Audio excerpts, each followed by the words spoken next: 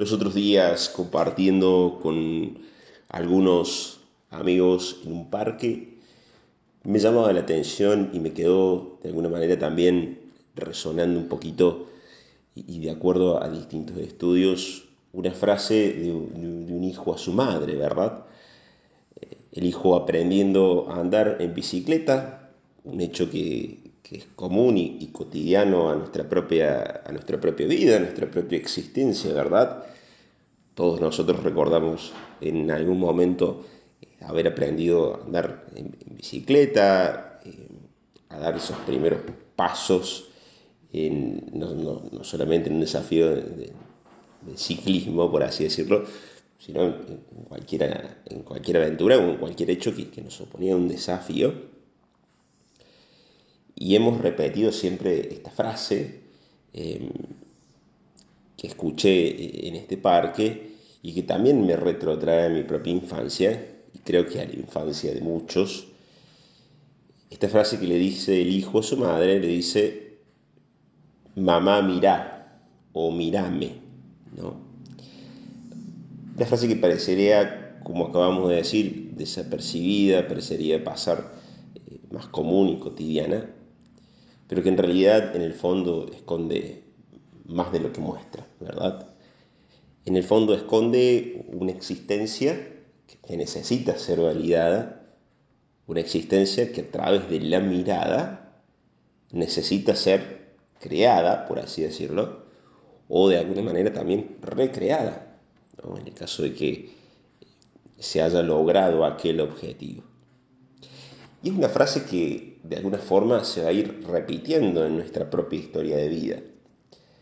A lo mejor con algún familiar, a lo mejor con algún allegado, con algún amigo, ¿no? Porque es una frase que esconde algo más profundo de lo que se dice, ¿no?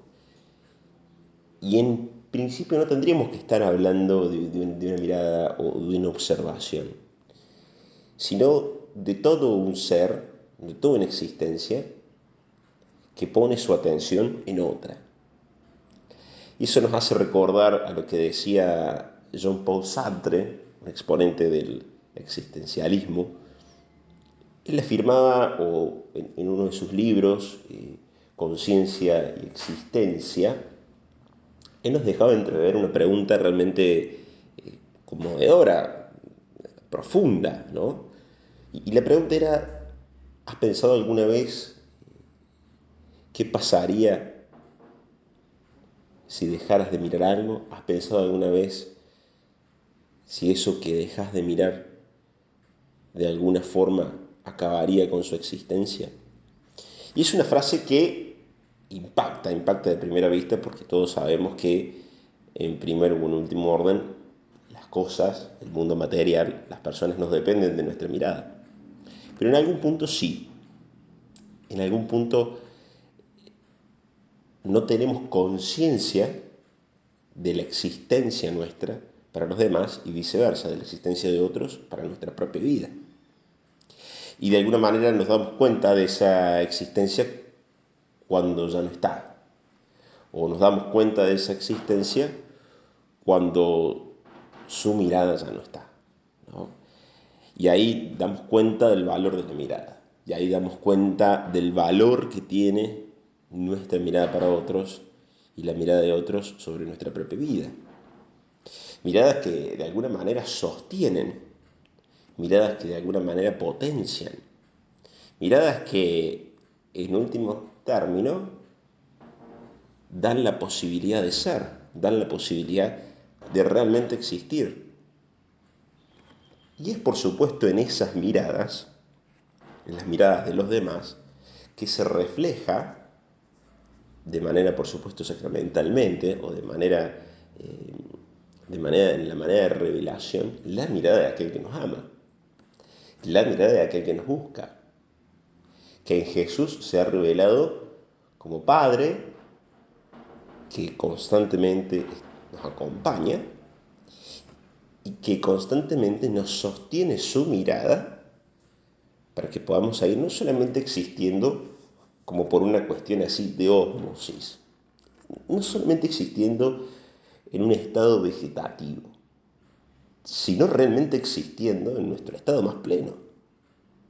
Por eso es muy bueno, a partir de esta reflexión de Sartre, poder dar gracias por aquellas existencias que siempre crean y recrean nuestra propia esencia, por aquellas existencias que nos hacen felices, por aquellas existencias que nos llenan de vida, que hacen de la historia, que hacen de nuestra historia, ¿verdad?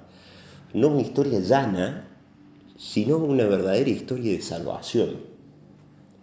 Concepto que está profundamente arraigado, por supuesto, en los escritos hebreos, en la Biblia, pero que tiene un sentido mucho más profundo para la propia historia. No es un concepto teórico nada más.